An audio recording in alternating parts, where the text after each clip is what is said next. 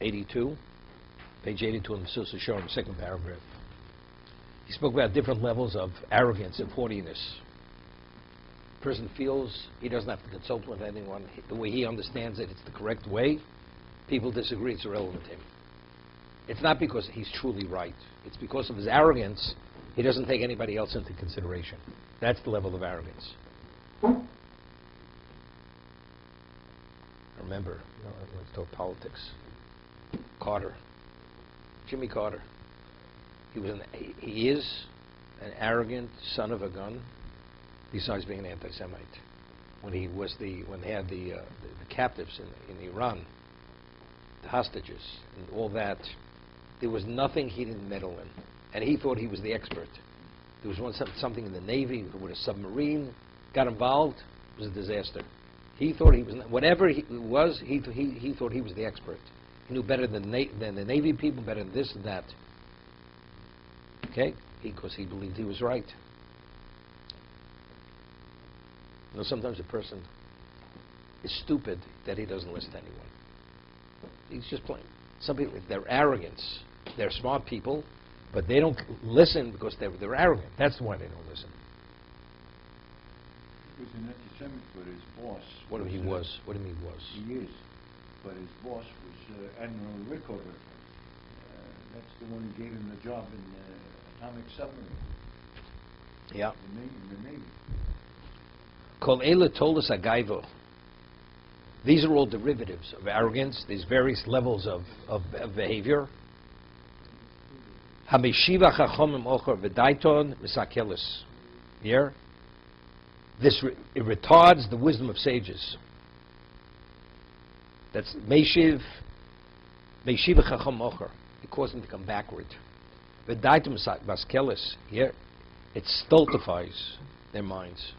We need David Lobel here for this one. Stultifies. Okay? Mesira lev roshi achochma. It removes the heart, meaning the sense of the eminently wise. V'avke talmidim shel shamshu kol tzorchom shekimat shenifchu eineim kvar chachmei chachomim shovim lehem belibam. Hear this?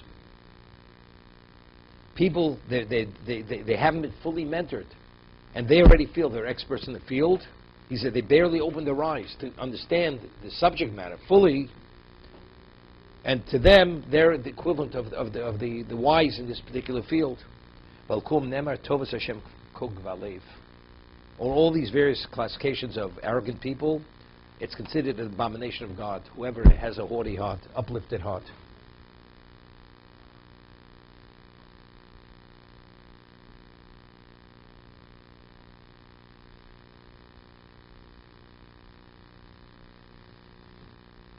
You know, it's interesting. I mean, the Ramban says in one location, why is a person not permitted to be a Baal Gaiva? Because we say, Hashem Melech Lovesh Geus. God's cloak is Geus. I mean, exaltedness. For a human being, that's called arrogance. So the Ramban says, if you have the scepter of a king, which is exclusively reserved for the king, and somebody uses that scepter, what is that? It's the ultimate level of arrogance. How do you take the king's scepter?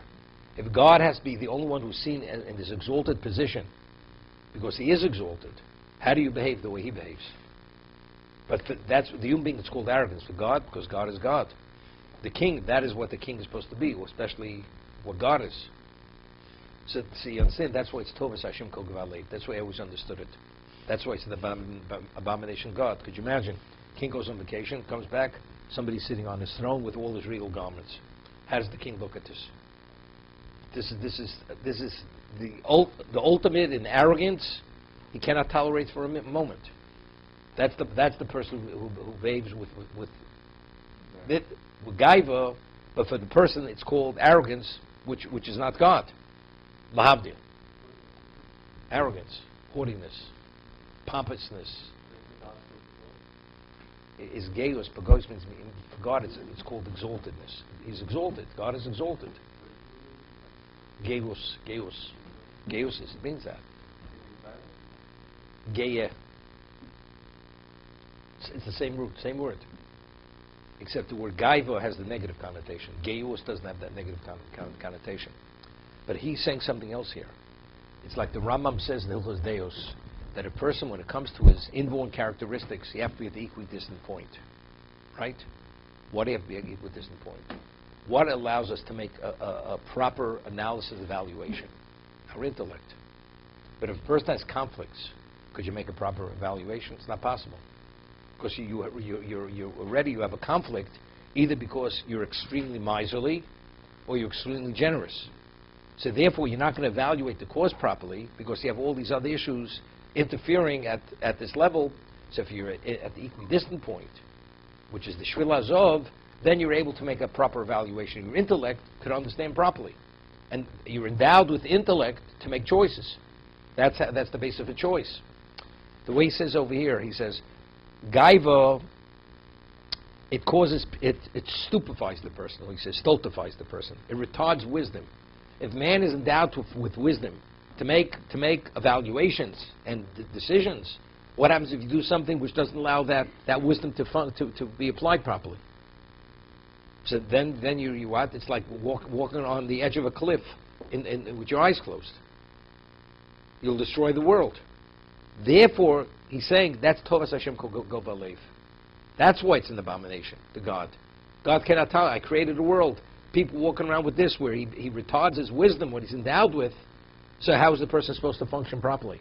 How is he supposed to bring this world forward? He'll destroy the world. Could you imagine? A person just sets up a new cardiac practice, most sophisticated equipment, and a person who's a quack doctor goes in and he uses his equipment. He doesn't even know how to turn it on. Here he just invested endless amounts of money to set up the practice. This person is going to destroy everything in the office. Could you imagine the doctor who set it up, who is the real doctor, what he thinks when he sees this guy in a white coat in there? I mean, not in the straitjacket, a white coat. Right? He's playing the role. To be continued. The ultimate of Gaiva was Hitler. He never followed any advice of his generals. David. Not only him, I mean, Rommel also, they were afraid to wake up. Yimach Shmo V'Zechro. Rommel was a bad guy. He was an evil man. But he was a genius. So what? Strategic genius. So what? What does one have to do with another? Whereas Hitler, the Allies wanted to assassinate Hitler. So, yeah. And Churchill decided not to because he was helping the Allies. He was so stupid that it's better to keep him in charge.